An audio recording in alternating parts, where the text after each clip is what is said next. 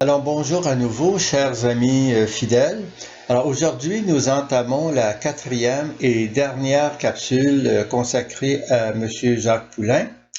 Alors nous allons examiner trois autres romans qui sont liés et que je coiffe du titre Le cycle de Jack Waterman. Alors c'est un personnage important dans l'univers de Monsieur Poulain. Il apparaît dans le premier roman que nous verrons aujourd'hui, qui est le sixième, écrit par M. Poulain, et il va demeurer là jusqu'au 14e. À une exception près, c'est dans Le Vieux Chagrin, qui était le septième roman, où le héros s'appelait Jim, mais ça aurait bien pu être Jack. Alors ce Jack Waterman, qui est-il? On dit que ce serait l'alter ego, le double de M. Poulain. Voyez, ils sont romanciers tous les deux. Ils écrivent des histoires qui se ressemblent, élaborées, construites, comme vous savez, sur des thèmes comme la tendresse, la générosité, la douceur, les rapports entre les humains. Ils ont des ressemblances physiques également. Quand on décrit Jack dans un roman, on a l'impression de décrire M. Poulain. Il semble souffrir des mêmes maux, MAUX, dont un mal de dos chronique. On peut même présumer qu'ils auraient le même caractère, des hommes discrets, secrets, un peu misanthropes, et comme le dit Jack à propos de lui, avec toujours un peu de brume dans la tête. Ce nom-là, Jack Waterman, vous intrigue peut-être, ça sonne très anglophone. Eh bien, c'est un surnom que lui avait donné son frère aîné. On l'explique dans un roman quelque part. Pour ma part, j'ai fait un lien entre le prénom Jack et Jack Kerouac parce que dans le roman que nous verrons à l'instant, Volkswagen Blues, ben, nous avons un roman de la route, ce qui rapproche Jacques Poulain, Jack Waterman de Jack Kerouac. Donc, on va commencer avec, je viens d'en parler, on va commencer avec Volkswagen Blues, qui est certainement le roman le plus connu de M. Poulain. Alors, qu'est-ce qu'on a là-dedans?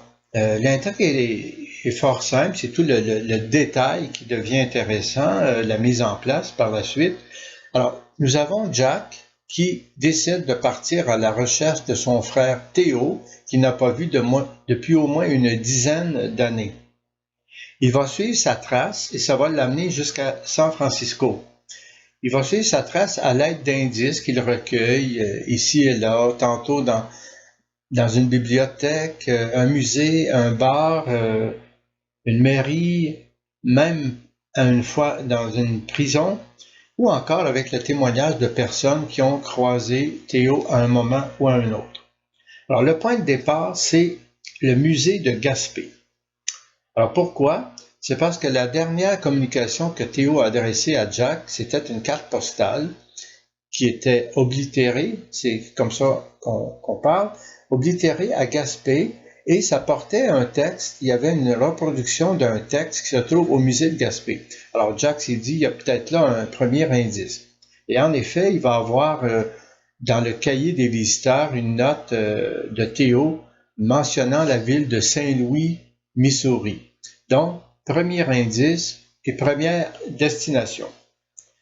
Mais à Gaspé, Jack, au volant de son minibus Volkswagen, va prendre une autostoppeuse qui s'appelle Pitsémine. C'est une jeune dame métisse. Elle a un surnom qu'on va garder dans le roman. On l'appelle la grande sauterelle parce qu'elle a de longues jambes fines et maigres. Alors, ils discutent, Jacques fait part de son projet de voyage et finalement, ils vont décider de le faire ensemble.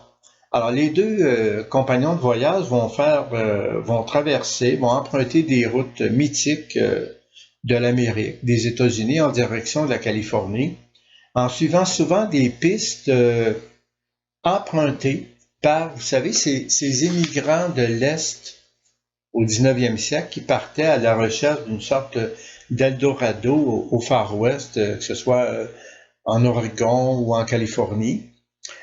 Alors, ils vont prendre ces pistes-là et finalement, ils vont arriver à San Francisco et Jack va retrouver son frère Théo. Alors, comment vont se trouver les deux frères? Quels sont les retrouvailles? Comment ça va se passer? Je vous laisse évidemment découvrir tout ça. Alors, les éléments prédominants dans ce roman-là, d'abord, l'américanité française. Parce que tout au long du trajet, Jack va tenter de se remémorer le plus possible les ancêtres français et canadiens français qui ont exploré ces grands espaces américains et puis qui y ont laissé leur nom. Par exemple, vous savez que l'un a fondé la ville de Détroit, c'était Lamotte Cadillac. Deux autres ont descendu le Mississippi, Joliette et Marquette. Ces deux-là qui faisaient partie de nos héros de l'école primaire. Et puis, il y a d'autres figures qui seront évoquées, un certain Laramie, Étienne Brûlé, Cavalier de la Salle, et peut-être d'autres encore. L'américanité aussi autochtone, parce que ça, c'est le point de vue de Pitsémine. Elle, durant le trajet, elle va s'arrêter et se recueillir sur des territoires ancestraux, près de monuments ou de cimetières associés à des grands noms, à des grands événements liés aux Premières Nations. Alors, il va s'attendrir parfois sur des sites où les Premières Nations vivaient paisiblement, et puis elle va se fâcher, et parfois pleurer sur des sites où les siens ont été massacrés. Alors, il va sans dire que nous en apprenons beaucoup sur ces faits historiques américains heureux et malheureux des 18 et 19e siècles. Un autre thème que je retiens de ce roman-là, comme dans tous les romans d'ailleurs, c'est le thème de l'amour. Alors, l'amour ne va pas éclore dans ce roman-là. Et puis, c'est assez étonnant parce que vous avez deux personnes, deux individus dans la force de l'âge. Jack a autour de 35-40 ans, Pitsémine peut-être 25-30, et puis ils vont voyager pendant quelques semaines ensemble à bord du minibus Volkswagen et ils ne seront pas du tout happés par le sentiment amoureux ni par l'attirance sexuelle. Ils développent seulement une grande amitié et évidemment une forte complicité. Toutefois, il va arriver que Pitsémine fasse de petites coquineries à Jack. Un jour, je pense que c'est dans un ascenseur, elle va monter sa jupe jusqu'à mi-cuisse et lui demander « You don't like women? » Alors peut-être qu'elle se pose des questions. Une autre fois, ils sont au sommet des Rocheuses, à un sommet des Rocheuses, et là, Pitsémine va faire une avance assez audacieuse à Jack, ce qui nous vaudra la description d'une petite scène sexuelle assez inattendue et inusitée, et dont je ne vous parlerai pas, là, bien entendu. Et petite remarque, en passant, en parlant d'amour, on notera que dans les romans de Jacques Poulain, les gestes amoureux sont souvent entrepris sous l'initiative de la femme. Alors, on va passer au deuxième roman pour aujourd'hui. C'est La Tournée d'automne, qui est le 8e roman de Jacques Poulain, publié en 1993.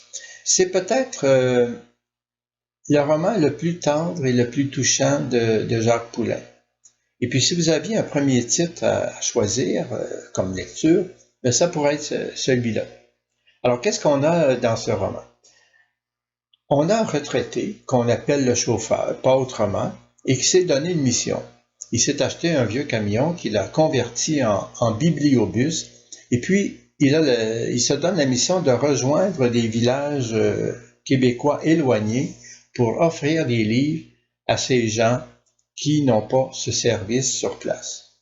Et là, on pense qu'il est en train de préparer sa tournée d'été. Or, un soir, sur la terrasse du Frein, à Québec, il assiste à un spectacle d'artistes amateurs français.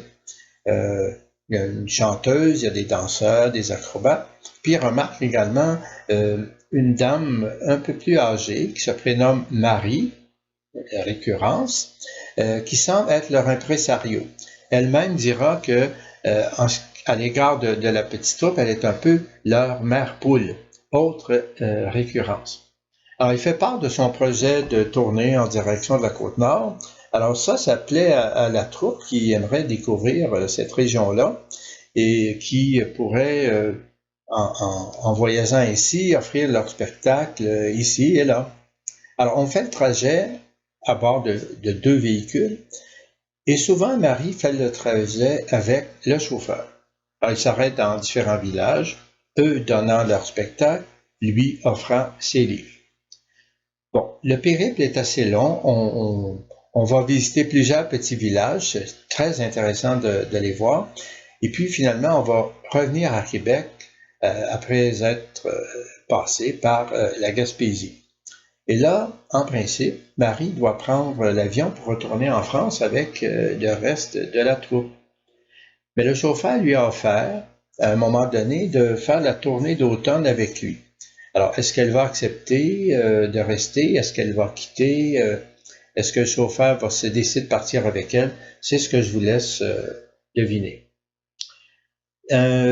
Un élément prédominant, l'amour, eh bien, c'est entre Marie et le chauffeur, bien entendu. Alors, ce sont 2 amoureux aux cheveux gris. Et ils voyagent ensemble et puis ils commencent par se découvrir des goûts et des intérêts communs. Alors, chez eux, il n'y a pas de fougue, il n'y a pas de passion dévorante, il y a juste une complicité, puis une amitié qui s'installe, puis un sentiment un peu plus profond. Et puis ils vont même devenir amants un soir dans le bibliobus, et comme ils disent, entourés et protégés par les romans d'amour assez nombreux classés sur les étagères. Un autre thème dans ce roman-là, c'est l'écriture. On en a parlé au tout début. Alors, dans une librairie ambulante, il va de soi qu'on va mentionner plusieurs noms d'auteurs. Alors, j'en ai découvert, vous allez en découvrir plusieurs, et certains vous donneront peut-être le goût de les connaître. Puis, il y a certaines scènes touchantes avec certains lecteurs, parce qu'il y en a beaucoup qui vont venir au camion, vous vous en doutez bien. Moi, j'en ai retenu 2. À Baie-Saint-Paul, entre autres, il y a une dame âgée qui vient demander au chauffeur de lui suggérer un beau livre. Il la questionne, il apprend qu'elle fut autrefois une institutrice, et il se dit même que, en ce temps-là, c'était sûrement une très belle femme. Et il va lui offrir 16 enfants de ma vie de Gabrielle Leroy. Vous savez déjà que Gabrielle Leroy est une autrice très admirée par M. Poulain. À une autre occasion, il y a une lectrice qui arrive, c'est une jeune motocycliste, elle est accompagnée de son chien. Elle se présente au bibliobus et demande au chauffeur si, par hasard, il n'y aurait pas là un livre qui pourrait donner un sens à sa vie. Le chauffeur est profondément désolé cette fois-là parce qu'il n'a pas ce genre de livre. Et il voit la motocycliste repartir avec ses problèmes. Un thème, évidemment, dans ce voyage-là aussi, c'est le voyage. C'est un roman route également, un peu comme Volkswagen Blues, mais cette fois-ci, on explore le Québec dans des lieux les plus reculés. Alors, c'est un voyage qui nous fait découvrir des routes, des villages éloignés, des êtres d'exception, toujours un peu en marge des modes de vie urbains que plusieurs d'entre nous connaissons. Un autre thème lié à la tournée d'automne, la vieillesse et même le suicide envisagé. Alors, ne vous en faites pas, il n'y a pas de suicide réalisé dans l'œuvre de M. Poulain, mais quand même, la notion est là. Un jour, le chauffeur dit et s'ouvre à Marie, vous savez, devenir vieux, c'est une chose qui ne m'intéresse pas du tout. Et il s'arrête un peu, puis vous comprenez. Et dans ce vous comprenez, il y a tout un sous-entendu que vous imaginez avec moi. Puis là, le chauffeur énumère tous les désagréments que la vieillesse apporte. Il n'est certainement pas d'accord avec tous les mirages de toutes les associations d'âge d'or.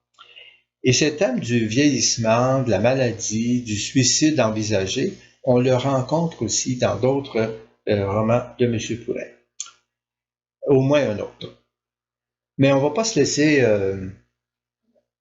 sur ces dernières images ou idées attristantes. Là. Alors, retenez plutôt que La tournée d'automne, c'est un roman beaucoup plus ensoleillé. C'est un roman qui nous enveloppe de sa chaleur, de sa tendresse et d'un charme discret. Troisième et dernier roman pour aujourd'hui, La traduction est une histoire d'amour. C'est le 11e roman de M. Poulain, publié en 2006.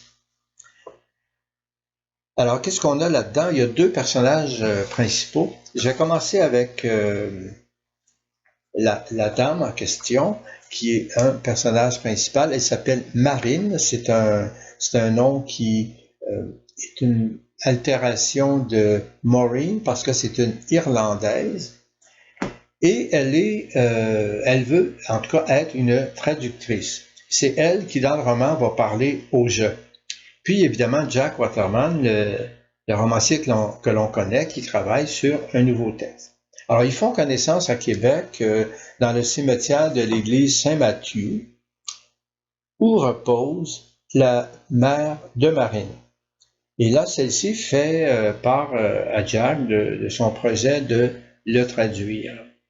Alors, pour aider Marine dans son travail, Jack lui offre de loger dans un chalet à l'île d'Orléans, un lieu où elle pourra travailler beaucoup plus à son aise que dans la ville de Québec, parce que là, elle va être entourée de nature, d'animaux sauvages et de silence et de tranquillité.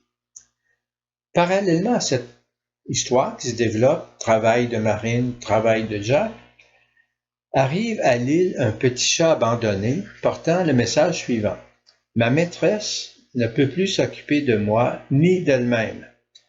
Alors ça bouleverse nos deux personnages qui vont tout faire pour essayer de retrouver cette propriétaire et ultimement, ils vont la retrouver. C'est une jeune fille qui est en détresse, renfermée, taciturne et tout, et surtout qui dévoile des poignets cicatrisés.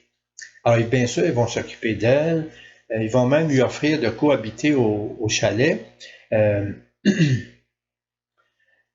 Elle va hésiter, elle va pleurer beaucoup en entendant cette proposition, elle qui a toujours été dans les familles d'accueil, mais finalement elle va accepter, mais avec un cadre bien précis.